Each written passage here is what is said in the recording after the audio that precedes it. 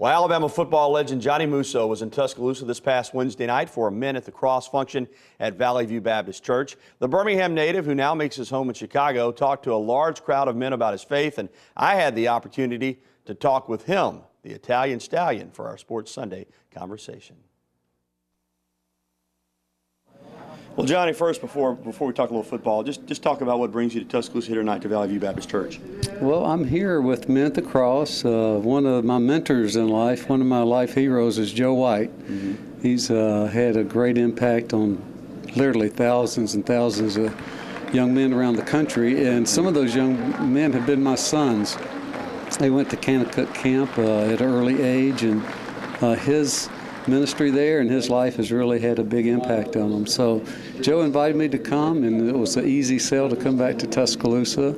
My heart's pretty warm to this town and to the university, and it's always good to come back and see old friends and meet new people and to just hopefully give a little back.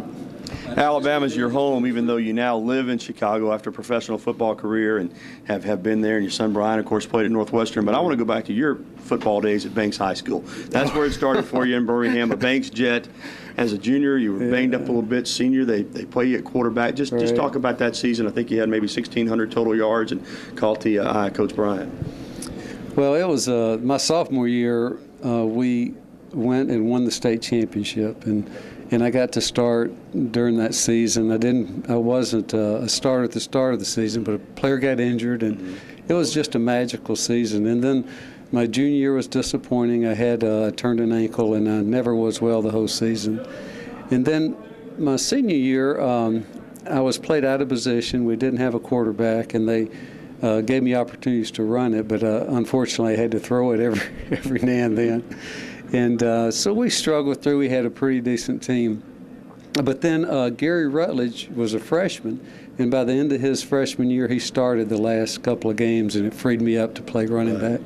And those games went well, and fortunately I got to follow my childhood dream and play here at the University of Coach Bryant. I wanted to ask you about that. Did you consider anybody else, or did you know you were coming to Alabama once you got an offer? Yeah, it depends when you ask me, I guess. Back then, I was an Alabama fan. The first game I went to was the Alabama-Auburn game in 1961, and Leroy Jordan was my hero. And I went to the game early. I saw him get off the bus. I was so impressed. They won the game, won the national championship, and won my heart.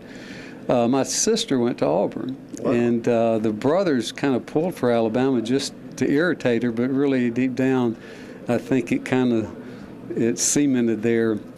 Watching my first game at Alabama, watching Leroy Jordan, watching him win a national championship.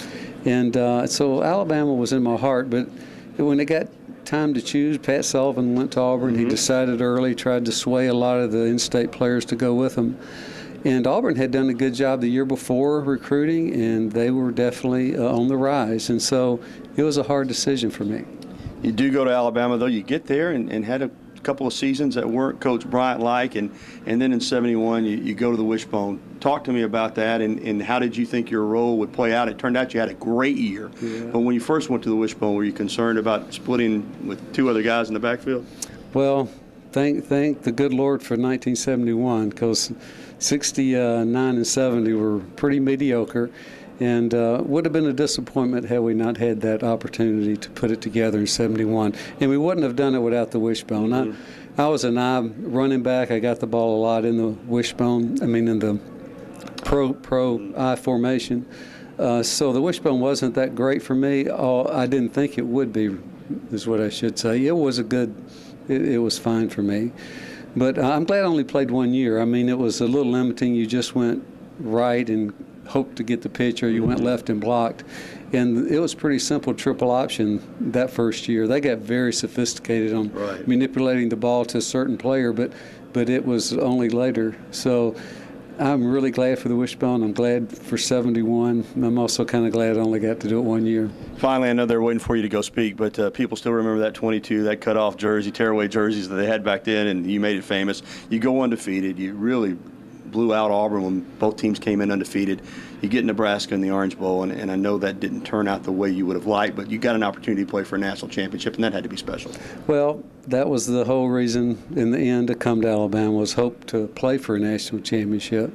So it's good that I did, but I can't tell you the disappointment of having lost that game. It still is with me today and always will be. But it was we had a great group of people. I think we left the program better than we found it. And I just have great love and pride in the university. And it was a privilege to have worn that 22 jersey. Thank you, Johnny.